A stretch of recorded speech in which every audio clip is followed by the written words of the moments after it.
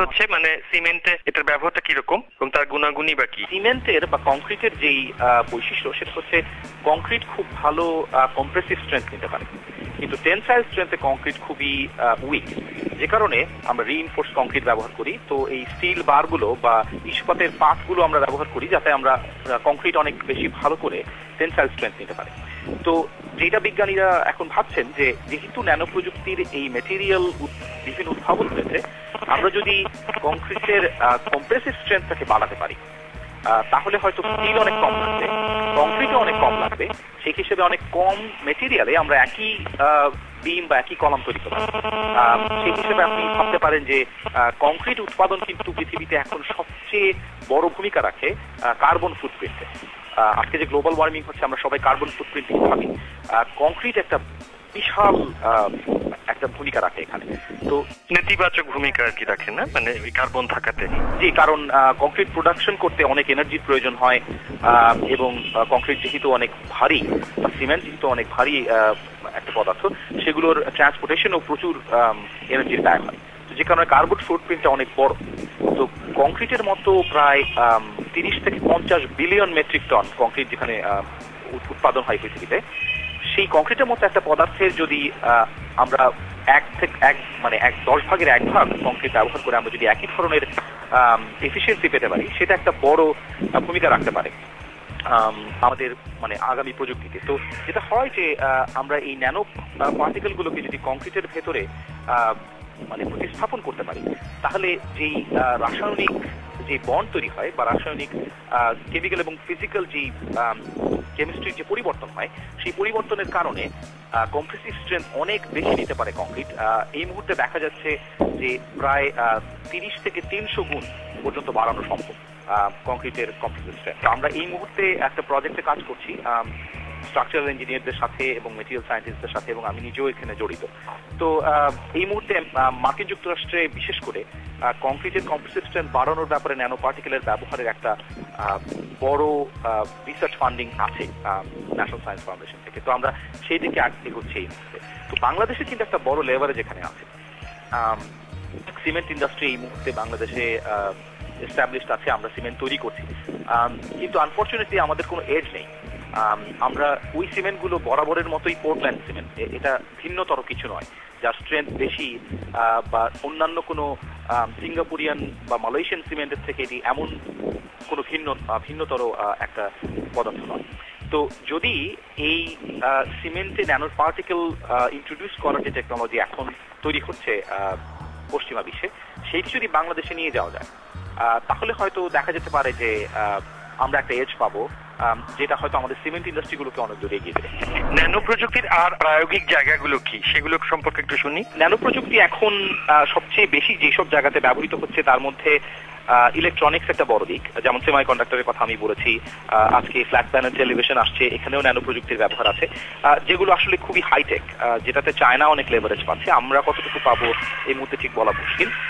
Nano প্রযুক্তি বিভিন্ন building মেটেরিয়ালে, আমি সিমেন্টের কথা বলেছি, আমাদের পার্টিকুলারলি পশ্চিম বিশ্বে বিভিন্ন রুফিং সিস্টেম আছে, রুফিং এর শিঙ্গেল বসানো হয়, তারপরে পেইন্ট যে ব্যবহার করে সেই পেইন্টের ভেতরে ন্যানো পার্টিকেল ব্যবহার করা হয় যাতে মোল্ড ফরমেশন না হয়।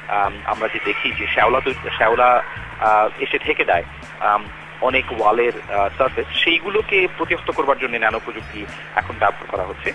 একটা বড় ক্ষেত্র এই মুহূর্তে হচ্ছে ড্রাগ ইন্ডাস্ট্রি, যেটা আসলে আমার মনে হয় বাংলাদেশের একটা লেভারেজ এখনো আছে। ড্রাগ ইন্ডাস্ট্রিতে ঔষধ তৈরিতে ন্যানো প্রযুক্তির একটা বিশাল ভূমিকা এখন আছে, যেখানে ন্যানো বায়ো কনজুগেটেড সিস্টেমস ব্যবহার করা হয়। সোলার প্যানেলের কথা বলেছি, ন্যানো প্রযুক্তি এখন গার্মেন্টে ব্যবহৃত হচ্ছে, অত্যন্ত নতুন দিক এটি অবশ্য। তবে যেই গার্মেন্টগুলো আসলে একটি বিশেষ কাজ করে, একটা বিশেষ ফাংশনালিটি দেয় গার্মেন্টগুলোকে, যেমন ধরেন আমরা যদি একটা সাধারণ একটা শার্ট যেটি বুনন হয় বাংলাদেশে এখন, সেই শার্টের ভেতরে কোনো একটা বিশেষ ন্যানো পার্টিকেল কে ইনফিউজ করে দিতে পারি, তাহলে হয়তো অগ্নি নির্বাপক শার্ট হিসেবে ব্যবহৃত হতে পারে, যেটা আমাদের দেশের অগ্নি নির্বাপন যে কেন্দ্রগুলো আছে সেখানে যারা কর্মীরা কাজ করেন, তারা যদি সেই শার্টটা ব্যবহার করেন বা জ্যাকেটটা ব্যবহার করেন, তাহলে তাদের হয়তো অনেক সাহায্য করবে সেটা। তো এই যে এজগুলো গার্মেন্ট ইন্ডাস্ট্রিতে, এগুলো কিন্তু বাংলাদেশ অনেক ভালো করে ব্যবহার করতে পারে বা নিজের আয়ত্তে নিয়ে আসতে পারে বলে আমার বিশ্বাস। এর বাইরে এখন এই মুহূর্তে পরিবেশ বিজ্ঞানে ন্যানো পার্টিকেলের প্রচুর ব্যবহার আছে, particularly environmental clean up. Buriganga নদীর যে দূষণ আমরা লক্ষ্য করেছি, সেই দূষণ থেকে মুক্ত করবার জন্য ন্যানো পার্টিকেলের অনেক বহুবিধ ব্যবহার হতে পারে। যেটা মুশকিল হয়ে দাঁড়ায় সেটা হলো পশ্চিমা বিশ্বে যেভাবে গবেষণা কাজ করে, সেটা আমরা যতটুকু দেখেছি যে এখানে ফান্ডিং দেই, এখানকার পরিবেশগত দূষণের যেই সমস্যা সেইটি দূরীকরণের জন্যই কেবল সরকার একটা জায়গাতে একটা বিশেষ খাতে অর্থ ব্যয় করতে প্রস্তুত আছে। কিন্তু বাংলাদেশের আর্সেনিক সমস্যা কিংবা বাংলাদেশের নদী দূষণ সমস্যার সমাধানে মার্কিন যুক্তরাষ্ট্র কিংবা ইউরোপের কোনো প্রতিষ্ঠান অর্থ যোগান দেবে না, সেটা বাংলাদেশের করতে হবে। এখন মুশকিল হচ্ছে বাংলাদেশের গবেষণাগত বা বৈজ্ঞানিক গবেষণাগত যে অর্থ যোগান সেইটি গত 30-40 বছরে খুবই ক্ষীণ ছিল। যদিও এটি আমি খুব ভালো করেই জানি যে আমাদের বাজেটে প্রযুক্তির সম্প্রসারণে ততটা জোর দেওয়া হতো না। তার প্রযুক্তি গবেষণা এই জায়গাগুলোতে তো আমাদের মনোযোগের অভাব আছে, কারণ আমরা হয়তো জানি নাই, তথ্যগুলোই আমাদের কাছে নেই। একটা ছোট কথা এখানে বলে রাখতে পারলে ভালো হয় মাসকত ভাই। গত প্রায় 30 বছরে আমাদের যে পঞ্চবার্ষিক পরিকল্পনা হয়েছে এবং যে দ্বিবার্ষিক এবং ত্রিবার্ষিক ইন্টারমিডিয়েট পরিকল্পনাগুলো হয়েছে, আমি গত বছর প্রায় প্রতিটি পঞ্চবার্ষিক পরিকল্পনা এবং দ্বিবার্ষিক পরিকল্পনা খুব ভালো করে ঘেঁটে দেখেছি। আপনাকে একটা উদাহরণ দিই। 1995 সালে যখন পুরো পশ্চিমা বিশ্ব এবং সাউথ ইস্ট এশিয়া এগিয়ে যাচ্ছে নতুন প্রযুক্তি এবং নতুন প্রযুক্তি উন্নয়নের ক্ষেত্রে, বাংলাবার্ষিক পরিকল্পনায় প্রযুক্তি ক্ষেত্র মোট যেই ধরেন প্রায় 500 থেকে 1000 পাতার একটা বইয়ে পঞ্চবার্ষিক পরিকল্পনায় 20 থেকে 25 পাতা ছিল প্রযুক্তির অংশ। তো আপনি পার্সেন্টেজ বুঝতে পারছেন যে আমাদের মনোযোগ কতটুকু সেখানে। এবং সেই 25 পাতার যে নিবন্ধ লেখা হয়েছে তার মূল বক্তব্যটি ছিল এই যে বাংলাদেশে কি করে বায়োটেকনোলজি বা বায়ো প্রযুক্তি বাংলাদেশের জন্য কতটুকু অনুপযুক্ত, এবং তার প্রমাণ হিসেবে দাঁড় করানো হয়েছে কেবলমাত্র একটি বায়ো প্রযুক্তি।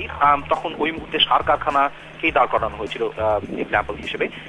একটি সার কারখানা কি করে ব্যর্থ হয়েছে বাংলাদেশে 90-এর শুরুর দশকে, এবং সেটি উপস্থাপন করা হয়েছে যে বাংলাদেশ আসলে বায়ো প্রযুক্তির জন্য উপযুক্ত নয়।